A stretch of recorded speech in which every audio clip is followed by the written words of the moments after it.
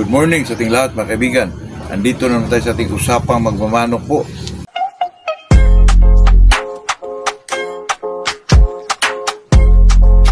Bago tayo mag-umpisa mga kaibigan ay shoutout muna tayo kay Lizel Padiranga na palaging nananalo sa Aluran,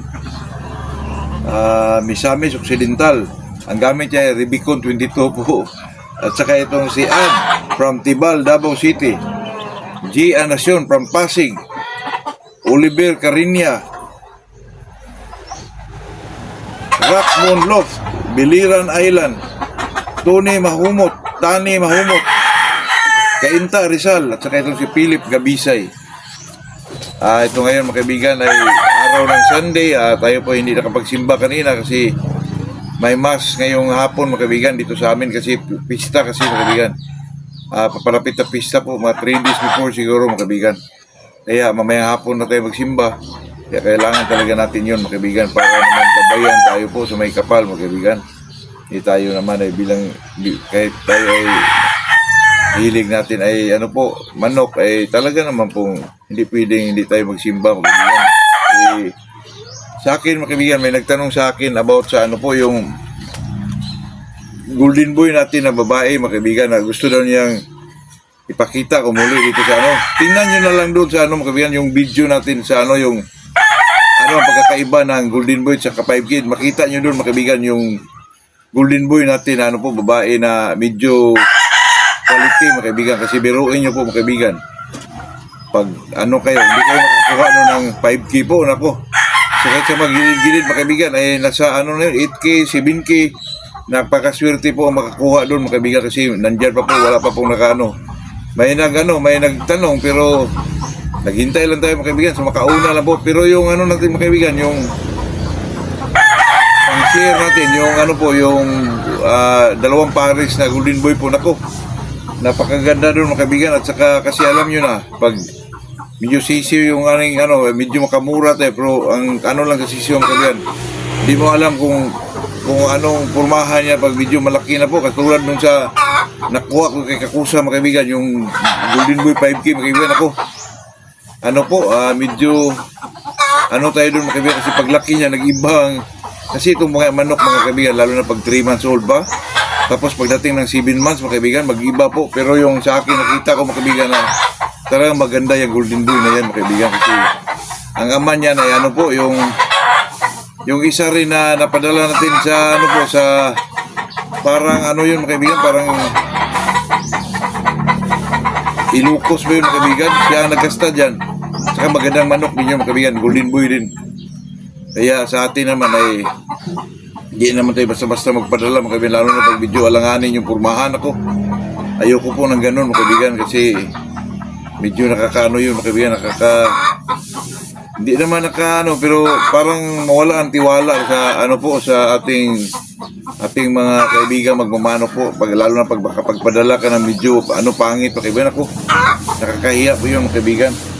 Okay lang yung pangit pero mga palo ay talagang madiin po yun ang pero sa akin mga kaibigan talaga lalo na ngayon na medyo purmahan talaga ang natin mga kaibigan, purmahan kasi pag manalo yan pwede natin i-breed po. Sa atin naman dyan mga kaibigan, mayroon naman talaga tayong mga kaibigan na medyo sa akin lang naman mga kaibigan yung nakakaintindi lang po. Alam nyo na. Kasi ang manok ngayon mga kaibigan, lalo na pag mga straight mga kaibigan, mahirapan kang mahirapan kang maghanap ng medyo mura mga kaibigan. Totoo yan. Kahit ako mga kaibigan, naghanap ako ng SBR, ganon. Ang presyuhan talaga mga kaibigan kahit sa mga gilid-gilid lang, mahirapan ka po, napakamahal na talaga. Kaya sa ating mga pinashare mga kaibigan napakaswerte po yung makauna doon mga kaibigan. Yung dalawang natin pares, wala pa, nandyan pa mga kaibigan sa akin, makauna lang po.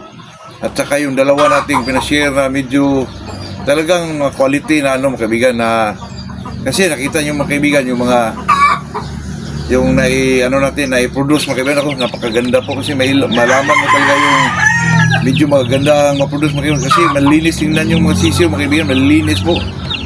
Yeah, maganda ang mga mga kaibigan kasi may mga sisiw na yun. Yung dalawang mga golden boy na yun, may mga sisiw na yun. Hindi ko na ipakita mga kaibigan kasi alam nyo na masyado strict ko sa YouTube pero kahit na-restrict tayo mga kaibigan, tingnan nyo na lang po doon sa yung anong kaibahan ng 5K at saka Golden Boy po. Napakita ko doon mga kaibigan. Talagang ano po, sa paa, sa mukha, sa mga mata nila, saka napakanipis yung mga daliri nila. Yun ang hinahanap natin mga kaibigan. Selfie. Kahit sa mga babae mga kaibigan, luwang-luwa yung mata, malaki yung itim sa gitna ng mata. Yun ang hinahanap natin po. Bihira lang kayo makita ng ganun mga kaibigan, lalo na sa mga presyuhan na medyo mababa talaga. Ako, mahirapan kayo mga kaibigan. Di kayo makabili nyo ng mga Co-5, nako, mahirap po. At saka yung nakakaintindi lang po mga kaibigan, yun lang po ang sa atin po. Sa atin naman mga kaibigan, di naman tayo kasi may mga sarili tayong paniniwala, sariling mga pamamaraan tungkol sa pag-alaga nating mga manok po. Itong pag-usapan natin ngayon mga kaibigan na ito tungkol sa po. Kasi may nagsabi sa akin mga kaibigan na, boss, pag roundhead ba daw, sigurado bang mag-click yan pag may nick mo dun sa po? Pag may pares mo sa sweater. Ay sa akin dyan mga kaibigan, kahit hindi ko pa na-try yan, pero through mga social media, talagang narinig na natin yan mga kaibigan, katulad ng mga Boston. Talagang mag-nick sila sa 5K or sa mga Golden Boy man. Kasi alam naman natin mga kaibigan na yung sweater ay medyo speed po. Pati yung roundhead, speed yung mga kaibigan. Talagang mabilis sila po. At pero yung roundhead mga kaibigan, may angat sila. Deep game at saka talagang may sila mga kaibigan, yung tinatawag nilang madiin na palo mga kaibigan. At saka accurate mga kaibigan. Kaya yung talaga, yung cutting ng isang roundhead, talagang naiiba po. At saka mayroon silang mga ilag, mayroon silang mga angat mga kaibigan, at saka ay katulad itong hindi naman natin pinagmalaki itong mga Shilton, pero talagang pag umiilag mga kaibigan, maliit lang po ang ilag, napakakunti lang tapos bumitaw ng palo po. Naku, napakaganda mga kaibigan talaga. Kaya sa akin, sigurado akong mag-nick sila sa sweater mga kaibigan. Kasi ang sweater masyadong maraming pumapalo. Pag mapasukan mo yan ng roundhead mga kaibigan, ay medyo makontrol yung palo ng isang sweater po. At saka accurate na mga kaibigan yung mga maging palo nila po. Medyo magkalma ang sweater mga kaibigan pag mapasukan mo yan ng roundhead. Katulad nitong may padala, may ipaship natin ngayong Wednesday, itong Shilton sa sweater. Talaga mayroong feedback yan mga kaibigan pagdating ng panahon po. Kaya sa atin naman, di tayo magsabi na ito magaling to, ganoon. Kasi sa atin lang naman mga kaibigan, yung na-experience ng natin po. Kasi mahirap yung magbuhat tayo ng sariling bangko natin mga kaibigan. Kaya sa atin lang yung katotohanan lang po mga kaibigan. Kasi alam nyo na, nowadays, lalo na ngayon mga kaibigan na mga kabataan, ay talagang talaga social media mga kaibigan, ay talagang po, hindi ka basta-basta makapagbinta, lalo na pag hindi ka nagsabi ng totoo mga kaibigan. So sa atin mga kaibigan, itong ginagawa natin for sharing about sa, lalo na itong pares natin na medyo bata pa, ginagawa ko lang yan mga kaibigan kasi may nag-request sa atin na meron pa ba tayong pasil mga kaibigan o pang-sharing na medyo makamura. Kaya nagbigay tayo niyan mga kaibigan kasi yan namang mga sisiyo na yan ay po. Yan po ang resulta nung nagluko yung incubator natin. Sila lang ang nabuhay, 2, 3 ganon. Kaya medyo nauna sila mga kaibigan. Pero may pahulugan pa rin tayo. Mayroon naman tayo maraming sisiyo diyan mga kaibigan. Mayroon pa sa incubator.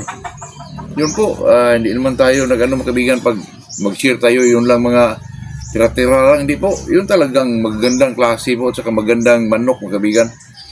Lalo na sa mga ating mga yung mga mayroon na tayong mga papalabas na mga kaibigan. Lemon sa gray at saka lemon 84, Ducal si lemon at saka lemon 84 po.